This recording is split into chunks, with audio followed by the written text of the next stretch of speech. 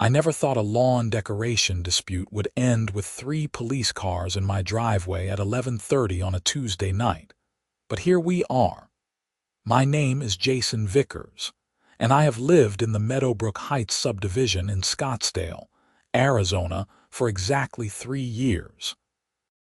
The house is a beautiful 4-bedroom Mediterranean-style place with terracotta roof tiles and a well-maintained front yard that I spent countless weekends perfecting. I installed desert-friendly landscaping, added some nice accent lighting, and yes, I put up a home security system complete with clearly visible alarm company signs near the front walkway and one on the side gate leading to the backyard. The signs were simple, professional, and served their purpose perfectly, announcing to anyone with bad intentions that this property was monitored and protected. Everything was fine until Patricia Henderson became the new president of our homeowner association. Patricia was exactly what you would picture when someone says the word Karen out loud. She was in her late 40s, had that signature angled bob haircut with blonde highlights that somehow always looked freshly done, and she drove a white Lexus SUV with custom plates that read, "Ho Queen." I wish I was making that up. She had moved into the neighborhood about 6 months before taking over the HOA, and within 2 weeks of her presidency, she had already sent out 17 violation notices to various homeowners for infractions ranging from unauthorized mailbox color to excessive holiday decoration display duration. I received my first notice from Patricia on a warm Tuesday morning in late March. The letter was typed in an aggressive font that somehow conveyed annoyance through the screen of my phone when I checked my email.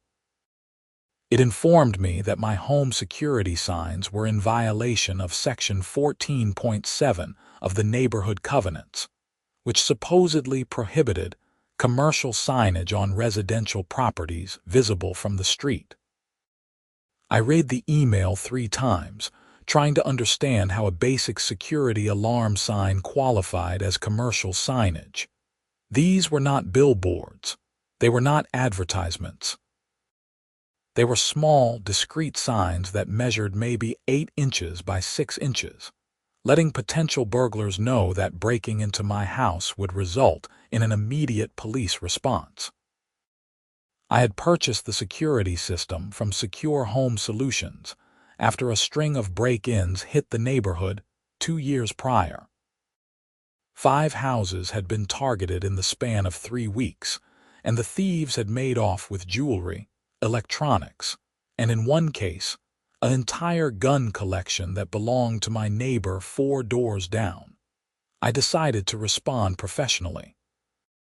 I typed out a polite email explaining that the signs were part of a legitimate home security system, that they served a crime deterrent purpose, and that I believed the covenant clause was intended for things like business advertisements or promotional materials, not security signage. I hit send and assumed that would be the end of it. Patricia responded within 45 minutes. Her email was 3 paragraphs long and contained the phrase "rules are rules" no fewer than 4 times. She insisted that the signs must be removed within 7 days, or I would face fines starting at $50 per day. She also included a passive-aggressive closing line about how maintaining neighborhood aesthetics benefits everyone, and how she was disappointed that some residents prioritize their individual preferences over community standards. I felt my jaw tighten as I read it. The woman was talking about security signs like I had erected a neon strip club advertisement in my front yard. I took a deep breath and decided to call the HOA management company directly. Maybe if I spoke to an actual human being, we could sort this out reasonably. The management company, Prestige Community Management, put me through to their compliance coordinator, a guy named Derek, who sounded like he would rather be literally anywhere else.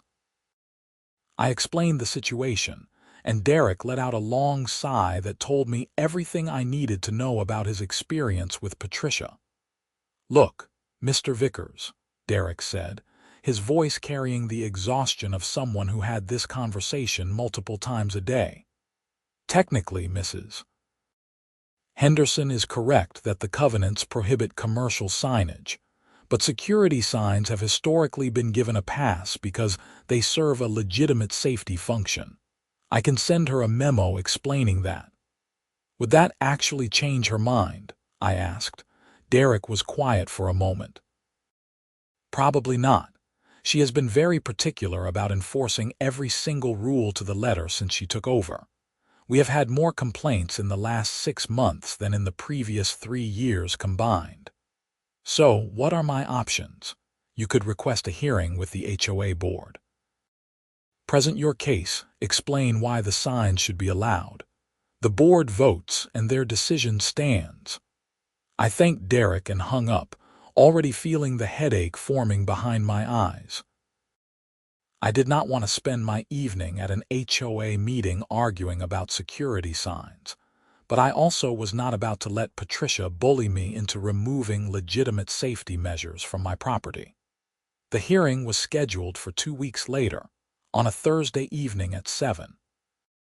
It was held in the community center, a bland beige building near the neighborhood entrance that smelled like old coffee and floor polish. When I arrived, there were already about a dozen residents scattered around the room, most of them looking as thrilled to be there as I felt. The HOA board consisted of 5 people sitting at a long table at the front of the room. Patricia sat in the middle, wearing a cream-colored blazer and pearls, looking like she was about to chair a meeting of the United Nations Security Council rather than discuss neighborhood sprinkler schedules. To her right was Marcus Chen, the vice president, a quiet accountant in his 60s who mostly seemed to nod along with whatever Patricia said. To her left was Brenda Kowalski, the treasurer, a retired teacher who actually seemed reasonable. The other 2 board members were Stephen Hayes and Linda Morrison, both of whom I barely knew. Patricia called the meeting to order with a sharp rap of her gavel, which she absolutely did not need but clearly enjoyed using.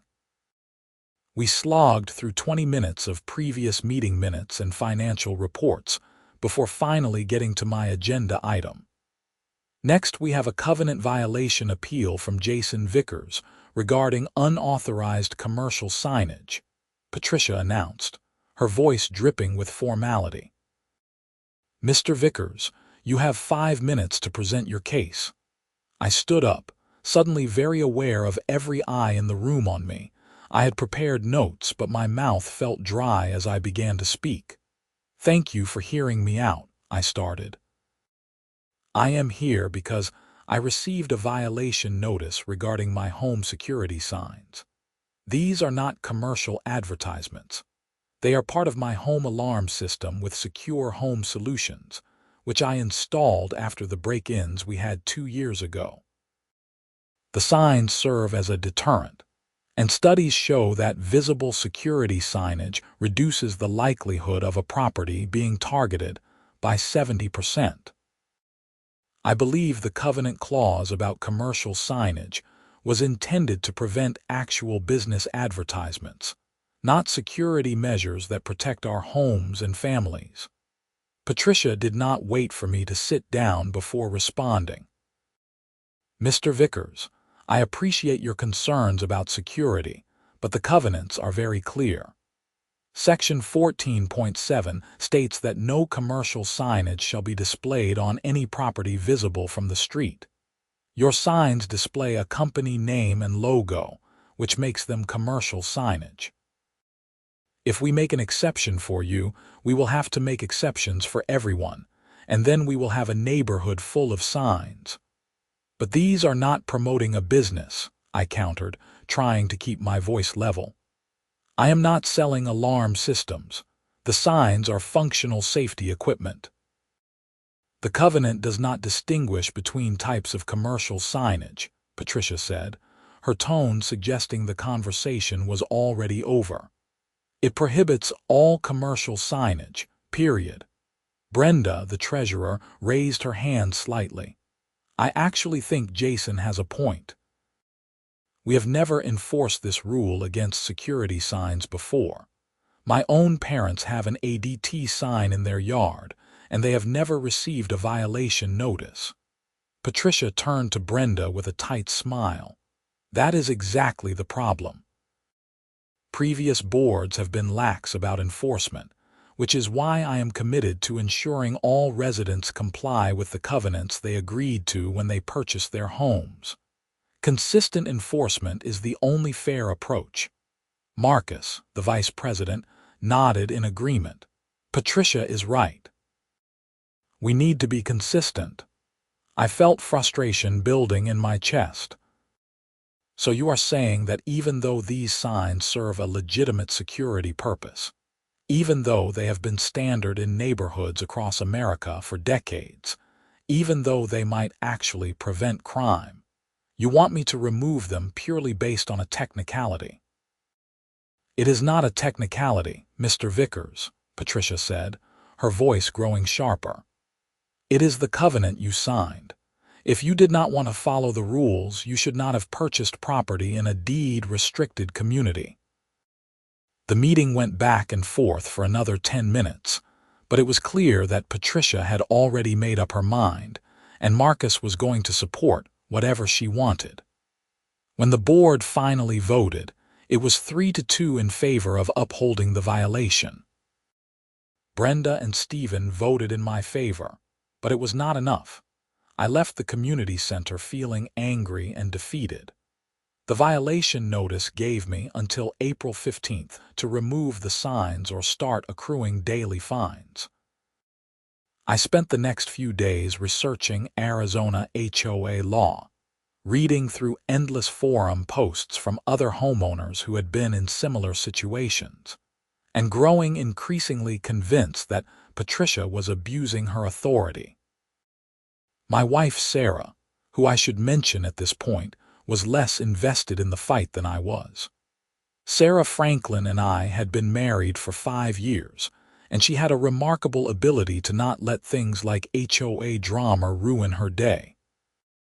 She worked as a nurse at the Mayo Clinic and dealt with actual life and death situations. So Patricia Henderson's power trip probably seemed pretty insignificant by comparison. "Just take the signs down," Sarah said one evening as I sat at the kitchen table with my laptop, reading Arizona Revised Statutes Section 33, Chapter 16. "You can keep the alarm system. The signs are not the actual security." "It is the principle," I said. "She is wrong, and she is bullying people because she can. If I just roll over, she will keep doing it to everyone else." Sarah gave me that look that wives give husbands when they know their husband is about to do something stubborn. "Just try not to end up in jail over lawn decorations, okay?" I promised I would not, though at the time I thought she was being overly dramatic. April 15th came and went, and I did not remove the signs. I was not trying to be defiant exactly, but I also was not going to validate Patricia's absurd interpretation of the covenants. The next week, I received an email informing me that I was now being fined $50 per day, and that the fines would continue to accrue until the violation was corrected. I called my lawyer, a guy named Tom Rivera, who I had used when we bought the house. Tom listened to the situation and gave me the same advice everyone else had given me, which was that while Patricia was being unreasonable, she was technically within her authority as HOA president to enforce the covenants as written. Fighting it would cost more in legal fees than just paying the fines or removing the signs. "You could try to get her recalled," Tom suggested. "If you can get enough homeowners to sign a petition, you can force a special election for the board positions." That idea stuck with me. I spent the next week walking around the neighborhood, knocking on doors and talking to other residents. What I discovered was that I was far from the only person Patricia had targeted. The couple 3 houses down, Mark and Jennifer Sutherland, had received a violation for having a basketball hoop at the end of their driveway. The retired veteran across the street, Bill Morrison, had been fined for displaying an American flag that was supposedly 2 inches larger than the covenant-approved size. A woman named Rachel Green had been cited for having non-conforming house numbers because she had installed brushed nickel numbers instead of the standard black ones that the original builder had used. Everyone had a Patricia story, and everyone was frustrated, but most people were also resigned to just complying, because fighting seemed like more trouble than it was worth. Still, I managed to collect 47 signatures on my petition, which was more than enough to trigger a recall vote under the HOA bylaws. I submitted the petition to Prestige Community Management on a Friday afternoon. Derek, the compliance coordinator, actually sounded impressed when I dropped it off. "I did not think anyone would actually do it," he said, flipping through the pages. "Good for you, man. She has been a nightmare to work with." Patricia, predictably, lost her mind when she found out about the recall petition. I received a phone call from her that evening, and she did not even bother with pleasantries. "This is petty and vindictive, Jason," she hissed into the phone. "You are wasting everyone's time because you could not follow a simple rule." 47 homeowners signed that petition, I replied calmly. "This is not just about me. People are tired of your overreach. I am enforcing the covenants that everyone agreed to. If you do not like it, you can sell your house and move somewhere without an HOA. Or we can recall a board president who is more interested in power trips than actually serving the community." She hung up on me. I felt a small surge of satisfaction despite the tension headache forming behind my eyes. The recall vote was scheduled for 6 weeks out, which meant 6 more weeks of Patricia's reign. During that time, my daily fines continued to pile up. I was now into the thousands of dollars in theoretical fines, though I had no intention of actually paying them. I figured if the recall was successful, the new board would void the absurd violations. In the meantime, I noticed something strange. The security signs that had started this whole mess were looking a little crooked. I had installed them firmly, cementing one into the ground near the front walkway and screwing the other into the wooden gate frame. But one morning in early May, I noticed that the sign near the walkway was tilted at an angle, like someone had kicked it. I straightened it and did not think much of it. But 3 days later, it was crooked again. And then the following week, the sign on the gate was hanging loose, one of the screws missing. I started to suspect Patricia or one of her allies was messing with my property, but I did not have any proof. So I did what any reasonable person would do in the year 2025. I added another camera to my home security system, this one positioned to watch the front yard and walkway. The camera was a high-definition model with night vision and motion detection, connected to my phone through an app. If anyone came onto my property, I would get an alert immediately and the camera would start recording. I did not have to wait long. 2 days after installing the camera at around 11 in the evening, my phone buzzed with a motion alert. I was already in bed, and Sarah was asleep next to me. I grabbed my phone and opened the app, and there on the screen, illuminated by my accent lights, was Patricia Henderson. She was wearing dark clothing, which might have been her attempt at being stealthy, though the white Lexus SUV parked on the street was a pretty obvious tell. I watched in disbelief as she walked up to the security sign near my walkway, grabbed it with both hands and yanked it out of the ground. She carried it to her car, popped the trunk, and tossed it inside. Then she came back and started working on the sign attached to my gate. I was out of bed and pulling on jeans before I even fully processed what I was seeing. Sarah woke up as I was shoving my feet into shoes. "What is happening?" she asked groggily. "Patricia is stealing my security signs," I said, grabbing my phone. "Right now, she is on my property." Sarah sat up. "Are you serious? Watch." I showed her the phone screen where Patricia was now struggling with the screws on the gate sign, using what looked like a cordless drill. "Oh my God," Sarah said. "That is insane. Are you calling the police?" I paused. Part of me wanted to go outside and confront Patricia directly, but another part of me realized this was actually the perfect opportunity. If she was stealing my property, that was a crime and I had video evidence. "Yeah," I said. "I am calling the police." I dialed 911, and the dispatcher answered on the second ring. "911, what is your emergency?" "Hi, my name is Jason Vickers, and someone is currently trespassing on my property and stealing my security signs. I have them on camera right now." The dispatcher took my address and asked if the person was armed or threatening. I said no, just trespassing and taking property. She told me to stay inside and that officers were being dispatched. I kept watching the camera feed. Patricia had successfully removed the second sign and was heading back to her car. She was fast, I will give her that. She probably thought she would be in and out before anyone noticed.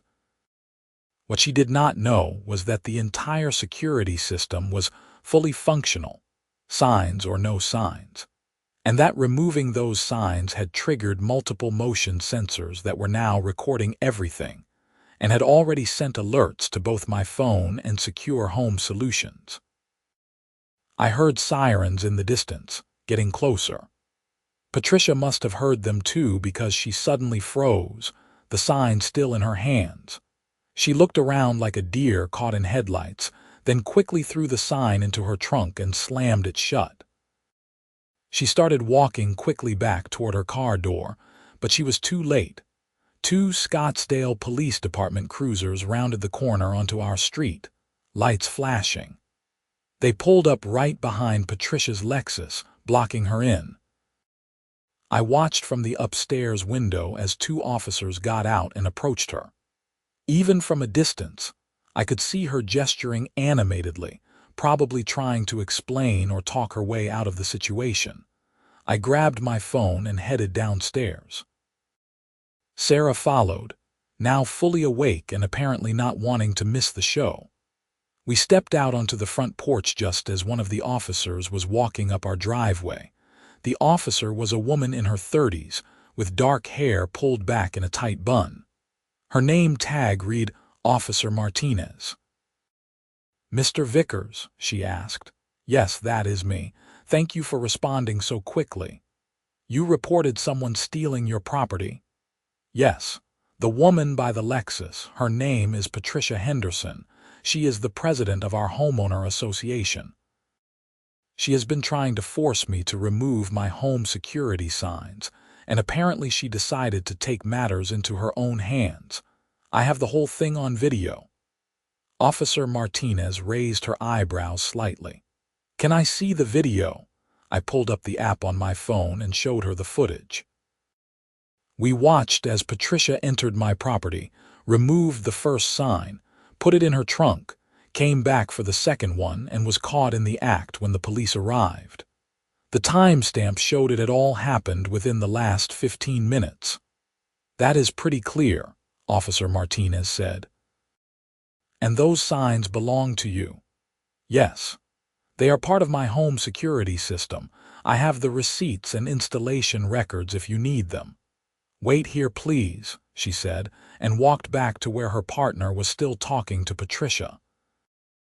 I could not hear what they were saying, but I could see Patricia becoming increasingly agitated.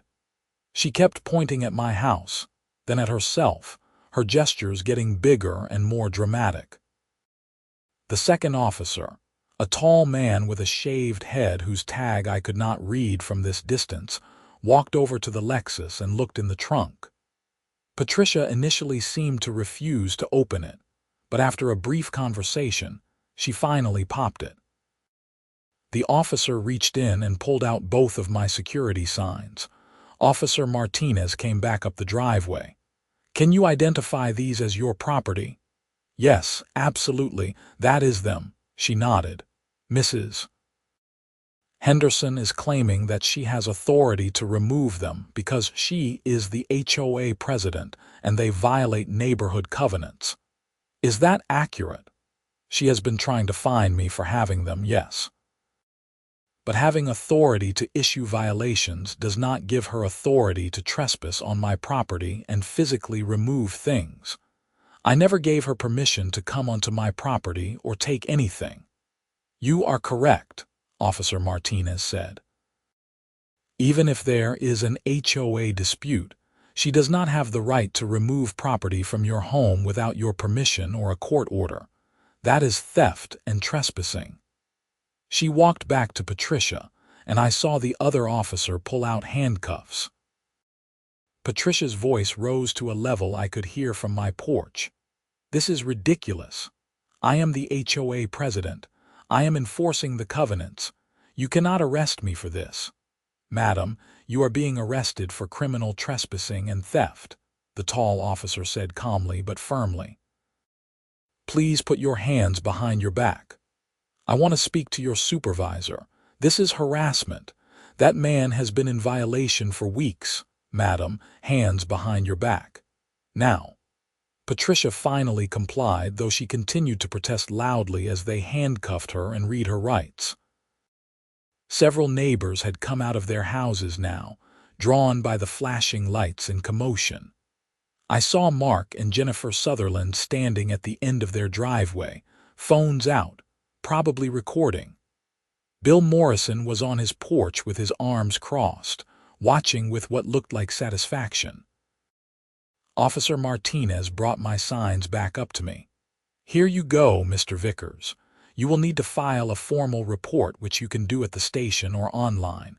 We will need a copy of that video as evidence. Of course, I will send it over tonight. Mrs. Henderson will be charged with criminal trespassing and theft. Depending on her record and the circumstances, she will probably post bail tonight or tomorrow morning.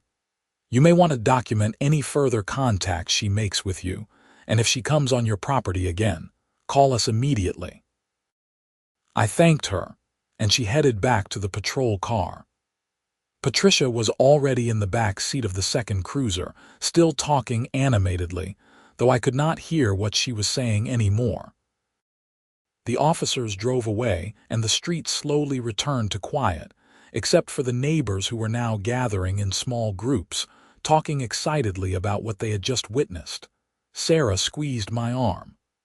"Well, that was dramatic." "Yeah," I said, staring at the signs in my hands. "That was not how I expected tonight to go." Mark Sutherland walked over, grinning. "Dude, that was amazing. I got the whole thing on video. Patricia getting arrested. This is going to be all over the neighborhood by morning." "Probably," I agreed. I was still processing what had just happened. Patricia Henderson, HOA president and self-appointed neighborhood enforcer, had just been arrested for trying to steal my security signs. It felt surreal. I went back inside and spent the next hour filing the police report online and uploading the security camera footage to the police department's evidence portal. Sarah made tea, and we sat at the kitchen table, both of us too wired to sleep. "You think she will come after you harder now?" Sarah asked. "I do not know. Maybe, but she just got arrested. That might wake her up to the fact that she does not have unlimited power." The next morning, my phone started blowing up with messages.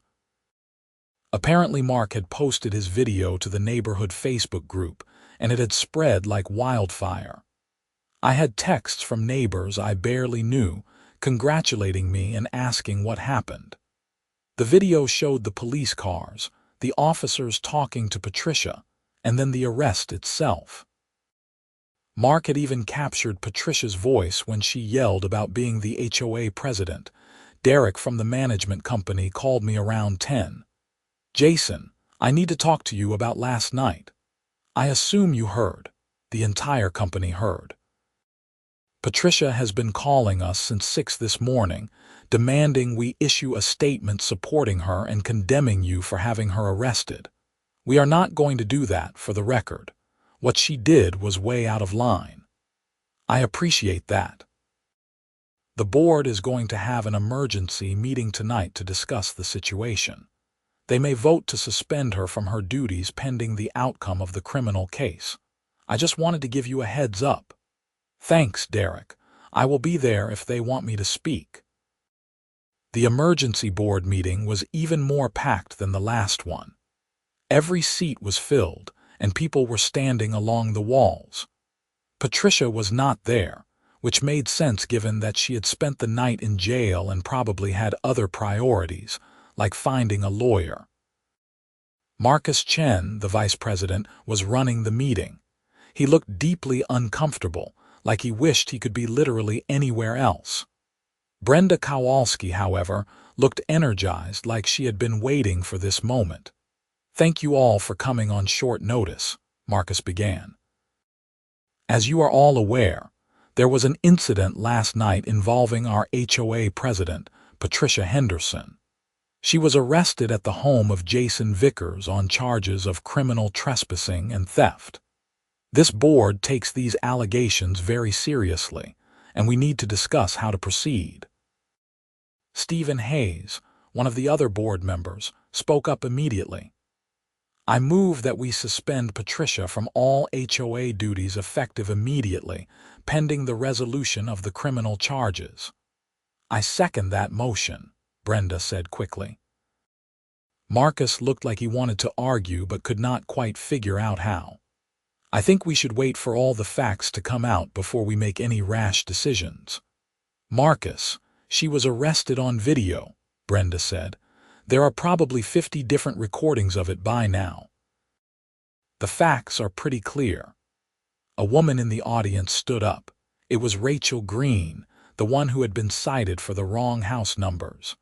I think we should also be discussing whether Patricia should remain on the board at all. She has been abusing her authority for months. This is just the most extreme example. Several people clapped. Marcus looked increasingly panicked. We cannot just remove a board member without cause, he said weakly. I think getting arrested for stealing from a homeowner is cause, Stephen said dryly. Let's vote on the suspension first. The vote was 4-0, with Marcus abstaining. Patricia was officially suspended from her HOA duties. The board then voted to appoint Brenda as interim president until the recall election, which was still scheduled for 3 weeks out. As people were filing out of the meeting, Brenda pulled me aside.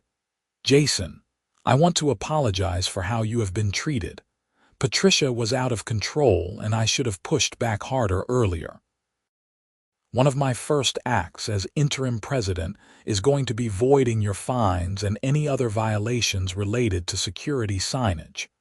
I am also going to propose we amend the covenants to explicitly allow security signs.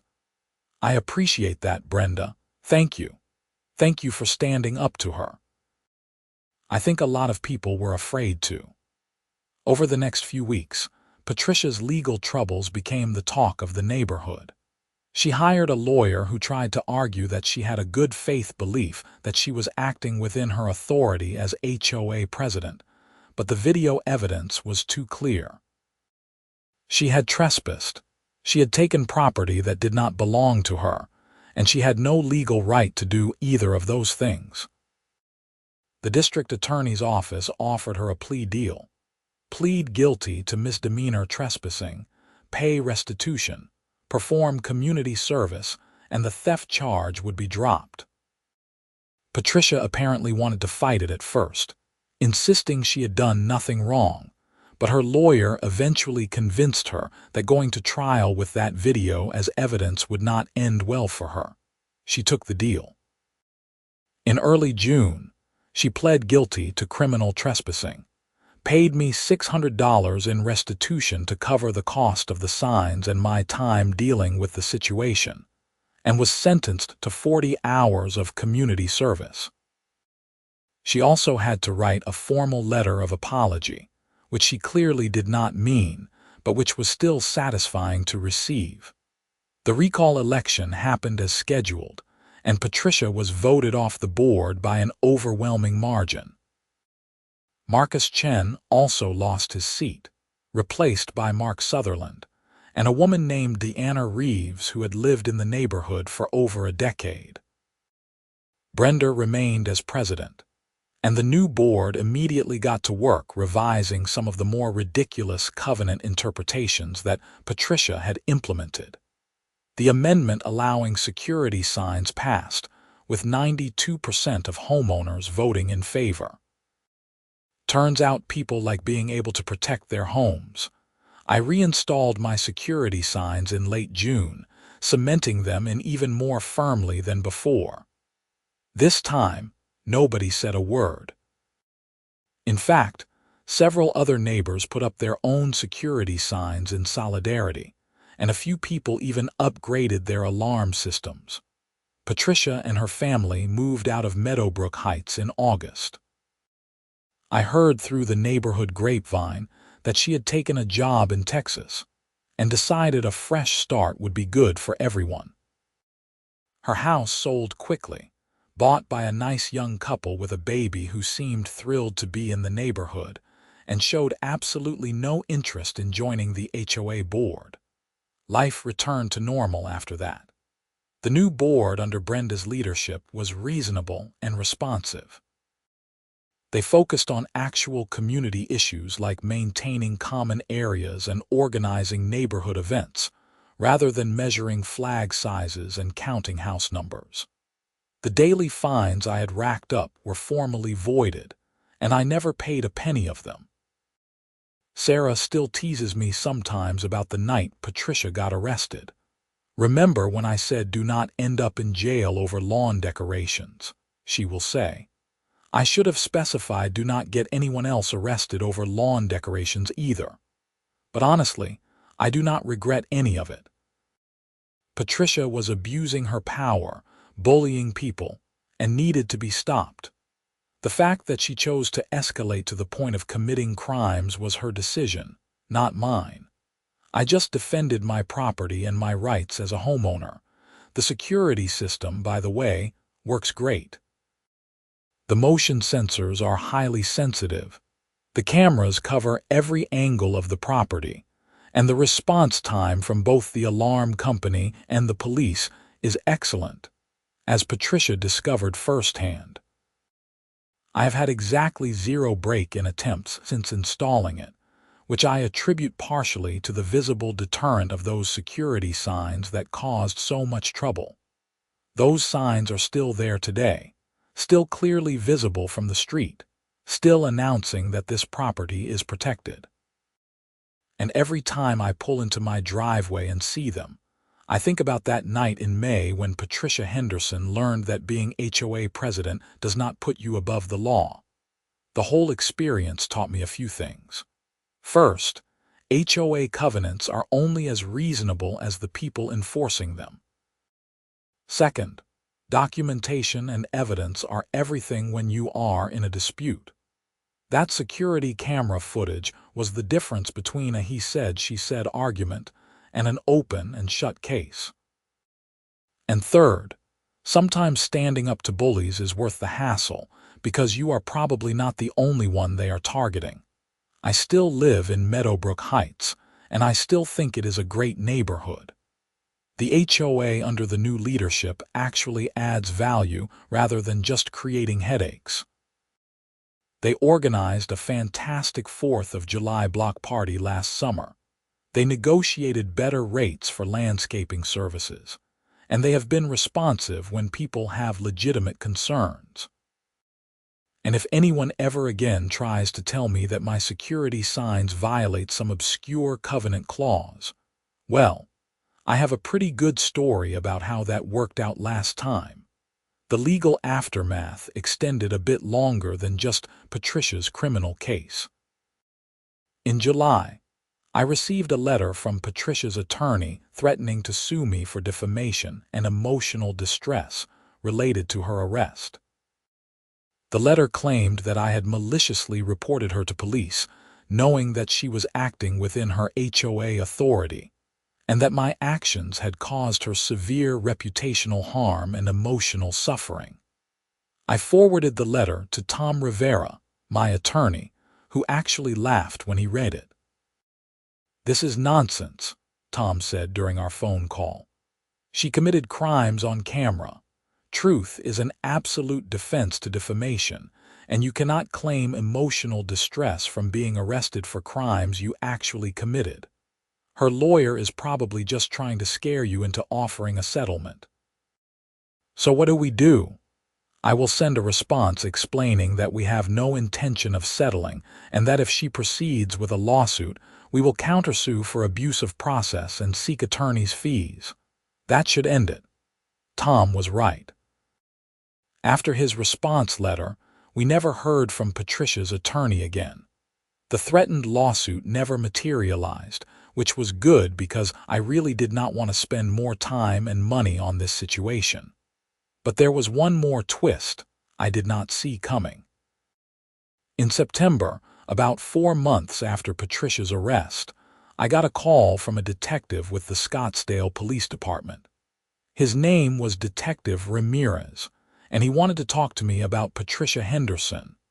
"Mr. Vickers, I am investigating some additional allegations related to Mrs. Henderson's conduct as HOA president. Your name came up in connection with the incident in May. Do you have some time to talk?" I agreed to meet him at a coffee shop near my office.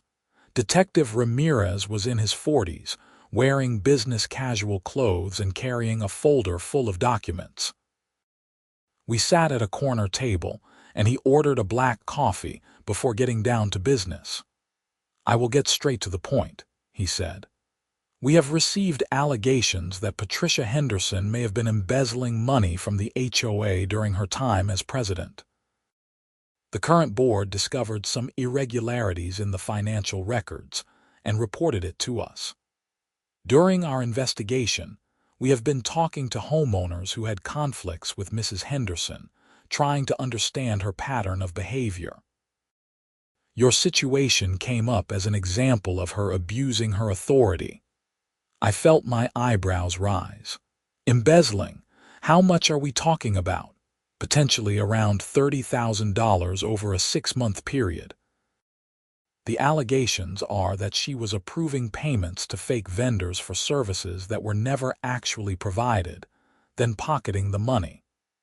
We are still in the early stages of the investigation, so I cannot share too many details, but I wanted to ask you about your interactions with her. Did you ever notice anything suspicious about how she handled HOA funds?" I thought back to the board meetings I had attended. Honestly, I was not paying that much attention to the financial reports. I was focused on the violation issues. But now that you mention it, there was one meeting where someone asked about why our reserves were lower than expected, and Patricia got really defensive about it. She said something about unexpected maintenance costs, but she did not provide details. Detective Ramirez made a note. "Do you remember approximately when that was?" "Probably late March or early April. It was right around when she first sent me the violation notice about the security signs. We talked for another 20 minutes. The detective asked about Patricia's behavior, whether she seemed to be living beyond her means, whether I had noticed any other red flags. I told him what I knew, which honestly was not much. Patricia had always driven a nice car and dressed well, but that was not unusual for our neighborhood. As I was leaving, Detective Ramirez handed me his card. "If you think of anything else, give me a call. And Mr. Vickers, I appreciate you standing up to her back in May. People who abuse positions of trust need to be held accountable." The embezzlement investigation became public in October. when Brenda and the HOA board sent out a letter to all homeowners explaining the situation. They had discovered that Patricia had created several fake vendor accounts with names that sounded legitimate, like Meadowbrook Landscaping Solutions and Desert Property Maintenance LLC. She would submit invoices for these fake companies, approve the payments herself as president, and have the checks mailed to P.O. boxes that she controlled. She then deposited the money into her personal accounts. The total amount she stole was eventually determined to be $34,000. The HOA's insurance company covered most of the loss, but it was still a massive betrayal of trust. Patricia was arrested again in November, this time on felony theft and fraud charges. Because the amount exceeded $25,000, it was a Class II felony in Arizona, which carries serious prison time. Her lawyer tried to work out another plea deal, but the district attorney's office was less willing to be lenient this time. Patricia had already been convicted of one crime related to her HOA conduct, and now she was facing evidence that she had been systematically stealing from her neighbors for months. The case went to trial in February of the following year. I was called as a witness, not about the embezzlement directly, but to establish Patricia's pattern of behavior and abuse of authority. I testified about the security sign dispute, the violation notices, the fines, and ultimately the night she was arrested for trespassing and theft. The prosecution's theory was that Patricia had become obsessed with control and had convinced herself that she was entitled to do whatever she wanted as HOA president, including stealing money. They argued that her increasingly aggressive enforcement of petty covenant violations was part of her power trip, and that she viewed the HOA funds as essentially her personal money to use as she saw fit. The trial lasted a week. The evidence was overwhelming. The fake vendor accounts were traced back to Patricia. Her fingerprints were on documents. Her handwriting was on invoices. Bank records showed the deposits going into accounts she controlled. Several other homeowners testified about her abusive behavior and violations. The jury convicted her on all counts. In March, she was sentenced to 4 years in prison, followed by 5 years of supervised probation. She was also ordered to pay full restitution to the HOA, though given that she had already spent most of the stolen money, it was unclear how much would actually be recovered. I attended the sentencing hearing. Patricia looked like a completely different person from the confident, aggressive woman who had ruled the HOA with an iron fist just a year earlier. She was thin, pale, and defeated. When the judge asked if she had anything to say before sentencing, she gave a tearful apology that felt more genuine than the letter she had been forced to write after her first conviction. "I know I betrayed everyone's trust," she said, her voice breaking. "I convinced myself that I was doing what was best for the neighborhood, and I lost sight of right and wrong. I am sorry to everyone I hurt." The judge was not particularly moved. "Mrs. Henderson, you held a position of trust and you exploited it for personal gain. You stole from your neighbors and you abused your authority. These are serious crimes that warrant serious consequences."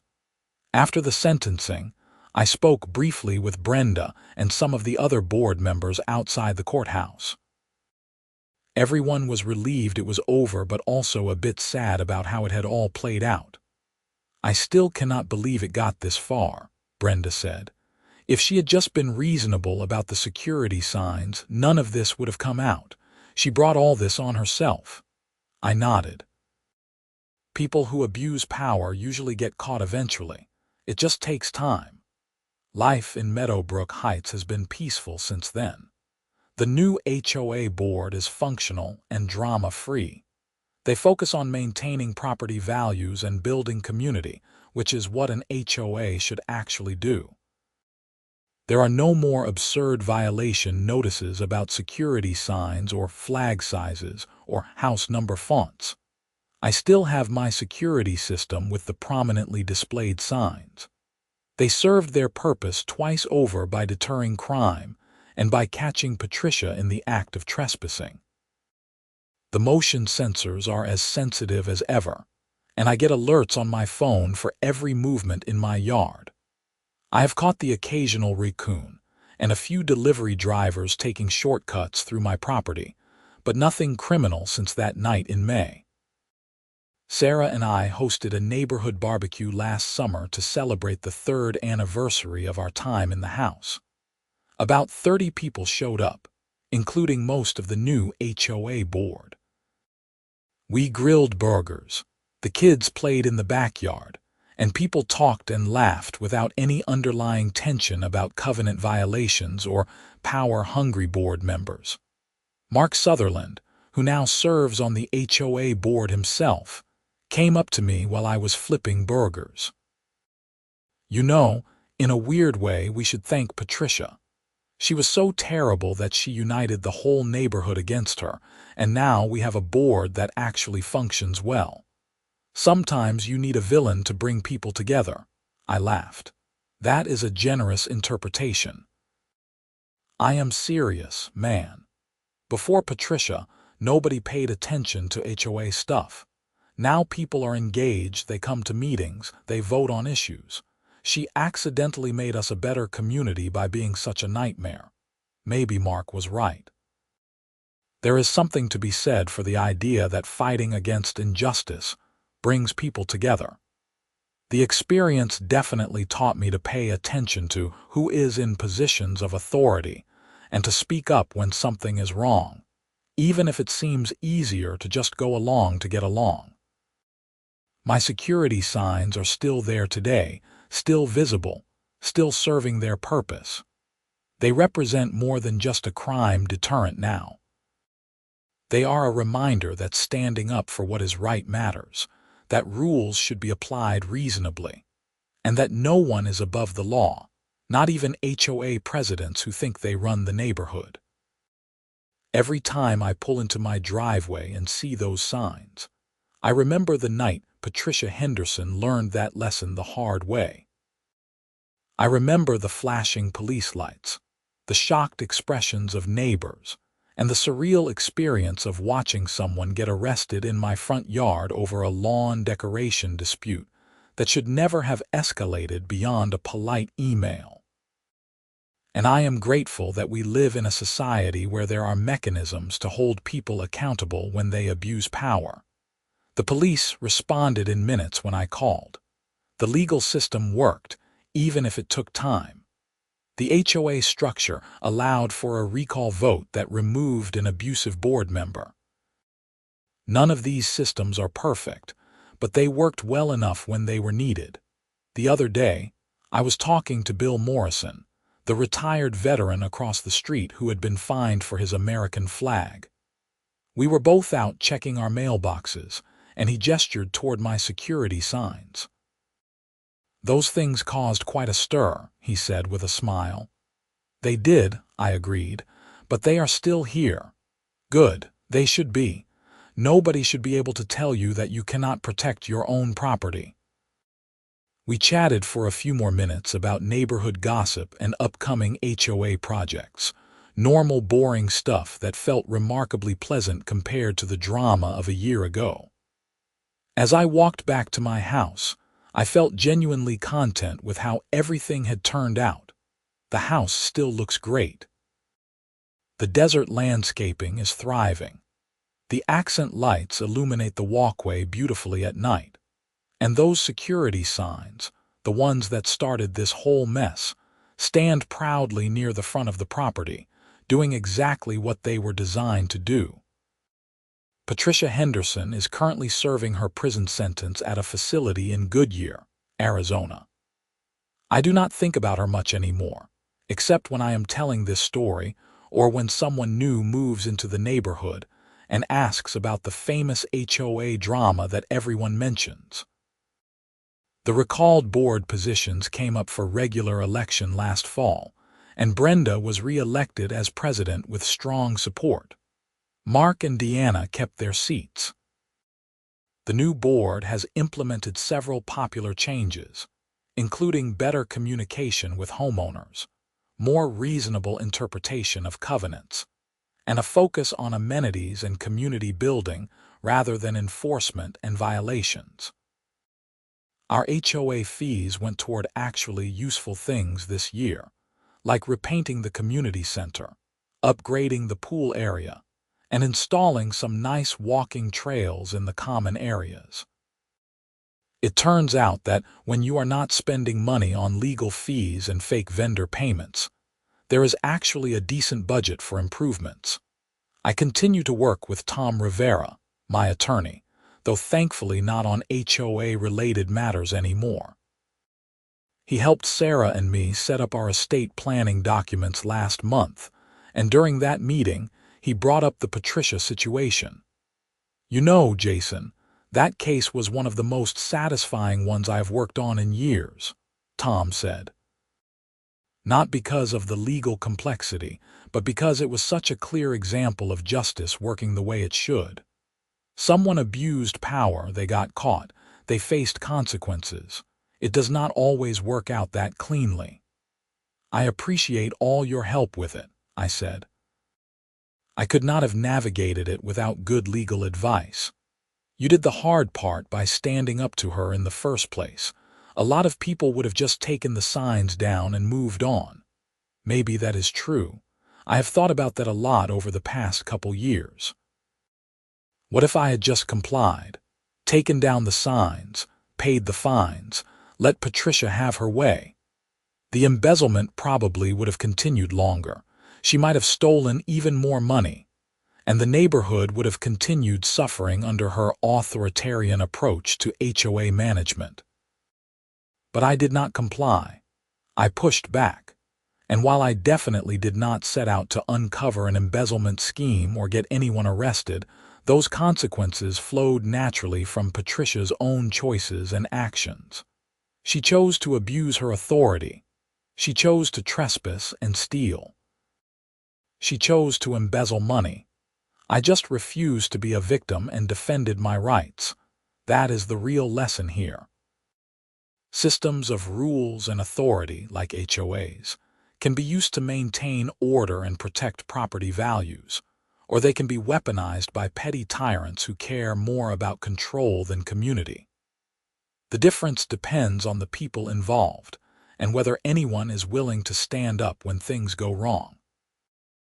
I have become something of an accidental advocate for HOA reform in our area. A few people from other neighborhoods have reached out to me for advice on dealing with their own difficult board members. I always tell them the same thing. Document everything, know your rights, get evidence, and do not be afraid to escalate if someone is clearly abusing their authority. Most HOA disputes do not end with arrests and prison sentences. Most are resolved through communication, compromise, and reasonable people acting reasonably. But when you encounter someone like Patricia Henderson, someone who has decided that rules apply to everyone except them, you cannot compromise your way to a fair outcome. You have to fight. Sarah still jokes that I am traumatized by HOAs now, but that is not really true. I understand their purpose and value when run properly. What I am traumatized by is unchecked authority and people who view minor positions of power as licenses to bully their neighbors. The security signs remain exactly where they have always been. They survived Patricia's attempts to force me to remove them through fines. They survived her attempt to physically steal them, and they will be here as long as I own this property. They have earned their place through sheer stubbornness, and by being at the center of one of the wildest HOA disputes in Scottsdale history. Last week, a new family moved in 2 houses down. They have a young son and a golden retriever, and they seem friendly. I introduced myself and welcomed them to the neighborhood. They mentioned They had heard there was some drama with the HOA a while back, but they were impressed with how well-run things seemed now. I gave them the short version of the Patricia story. Their eyes got wider with each detail. "That is insane," the husband said.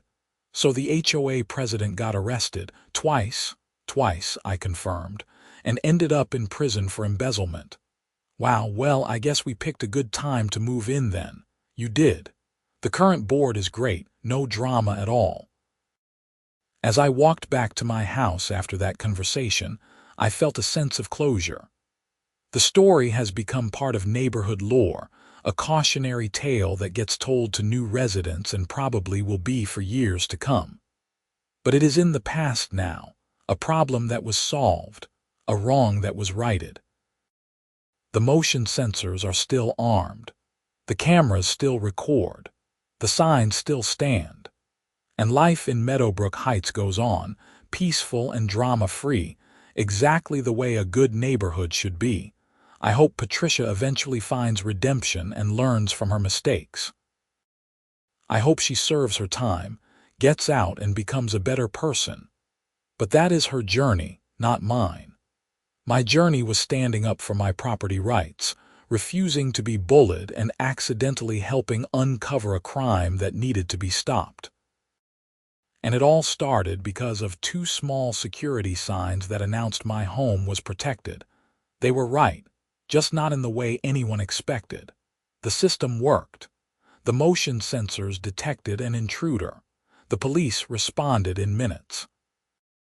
And justice, after all the chaos and drama and legal proceedings, was eventually served. Those signs are staying exactly where they are.